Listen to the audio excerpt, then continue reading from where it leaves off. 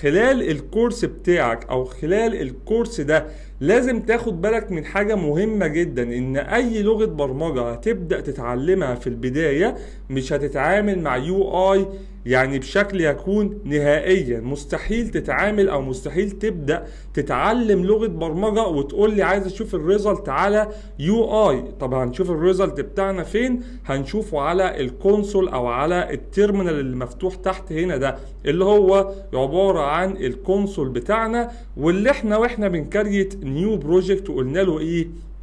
قلنا له نيو بروجكت كرييت لينا بروجكت فاضي ما فيهوش اي حاجه. البروجكت ده مش هيكون مثلا يبني يو اي معين، ولكن البروجكت دوت كونسول ابلكيشن بسيط جدا، يعني هيبني لك بكل بساطه كونسول ابلكيشن او كوماند لاين ابلكيشن، اللي هو هيكون الريزلت بتاعنا بالكامل موجود جاست في الكونسول اللي تحت ده. يعني مش هاجي اقول لك بص الصوره دي، بص التكست دوت هنحطه ازاي، لا احنا بنتعلم البروجرامنج لانجوج اللي هي اول ستيب. طب الالوان والصور والتكست والكلام ده كله امتى؟ لما نيجي نتعامل مع اندرويد او نتعامل مثلا مع كومبوز، نبدأ نظهر هذه الكومبوننت على السكرين الخاصة بينا.